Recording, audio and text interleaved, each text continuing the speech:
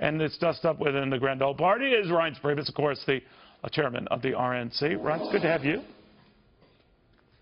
Thank you, Neil. What do you make of this and Rick Tyler being forced out of his communications post in the Cruz campaign? Well, first of all, I mean, we're not going to get in the middle of calling balls and strikes among the campaigns. I think every campaign hires and fires people all the time. Not all the time, but once in a while. But look, I mean, obviously you got to be careful on social media. And, you know, little retweets and things like that can cause problems. So, again, I'm not in the middle of it, and but certainly it makes for a little bit more drama for the day, that's for sure. What do you think of Donald Trump's response to all of this, though? I mean, he really comes out swinging, saying essentially Ted Cruz has been playing an ad about me that's so ridiculously false, no basis in fact. I'll take your ad down, Ted, biggest liar in politics, and on we go.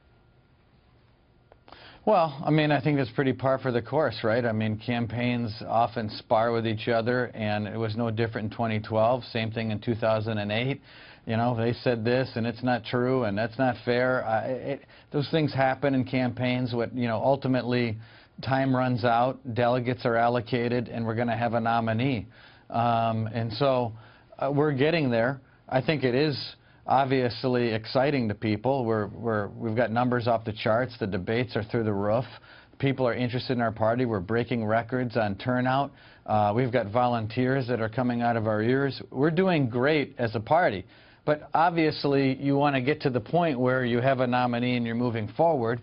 We're not there yet, but I think we're on our way, and it'll be 60 days or so. We'll know what's going on.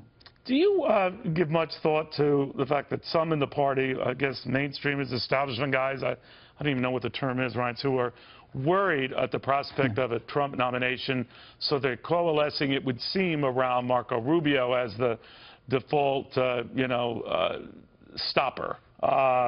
Is that true? I mean, I hear things like that, and obviously you see some of the movement that you can't deny in the press and what people are saying on the record. But, I talk to people every day that fund our party, that work for our party or volunteer for our party.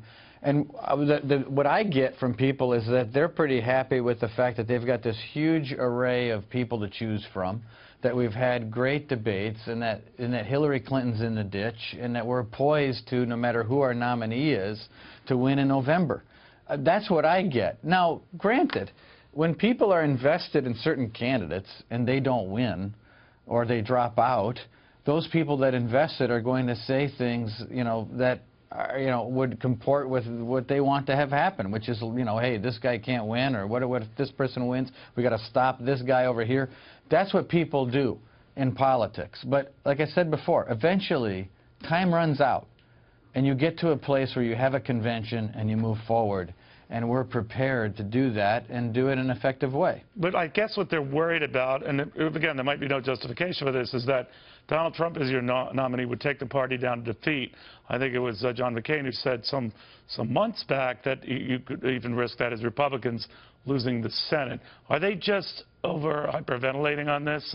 What do you think? Yeah, I think so. I think that people will always pontificate ad nauseum about everything, and the truth is that we're going to find out. But antidote or winning is the antidote to all of this. Do you worry about that? You're the guy who has to keep everyone together. That a Trump nomination. Well, I worry about everything. I worry about everything. I mean, obviously, but our job is to coalesce around the nominee, Neil. I mean, whoever that is, and to win with whoever that is. But for someone to try to predict today what nominee is going to be best later, but I'm sorry, when you say to coalesce around a nominee, when people like Nikki Haley has gone out and supported Marco Rubio, as but said she really can't rally around Donald Trump. In fact, doubles down on some prior remarks chastising him. I'm wondering if everyone is in sync on this kumbaya thing. Well, I mean, I don't think everyone has to be in sync today. I mean, when you have 5 people running now, and each one of these 5 players have a different group of people supporting them, I think it's silly to think that everyone is going to agree that no matter, everyone's equally great. No, they've picked their person, they've invested in their person, and they think their person is best. But eventually the goal is, when you end up with one person, one nominee, that you have the time to bring everyone together and defeat Hillary Clinton and save this country. And I think we will get there, just like we always do. So that's how I view it. Were you given a heads up, Reince, about Rick Tyler's firing? No, I mean, no, I wasn't given a heads up. Maybe someone in my office was, but right. Maybe not to me directly, but it could be that someone in-house knew about it coming. The Ben Carson folks. I mean, it's one staffer. I mean, it's a senior staffer. We don't know, by the way. It's an important staffer, but I don't get phone calls every time someone gets fired. Okay, the reason why our Peter Barnes on Fox Business had said that obviously he is out as communication spokesman, but he might not be out of the campaign entirely. Would that surprise you? No, not necessarily. That wouldn't surprise me. Finally, then, your sense where this goes. I mean, as you know, Senator Cruz was criticized after the whole Ben Carson thing in Iowa that he apologized, but he didn't exact a pound of flesh or fire somebody over that. He did in this case. Any significance to that timing? Just coincidental? Well, I don't know, Neil, because I don't know internally in the Cruz campaign where they're at in the process. I mean, we have employees here all over the RNC, and it may be an accumulation of things over time that creates an environment where we might have to let someone go, or it might be one thing that happened and it was bad enough that we've got to do the same thing. So, yeah, I just don't know the details of all of that. I mean, obviously what happened wasn't a good thing, but those are their decisions to make, and not for me to be in the middle of deciding their personnel decisions, obviously. All right. Reince Priebus, thank you very much.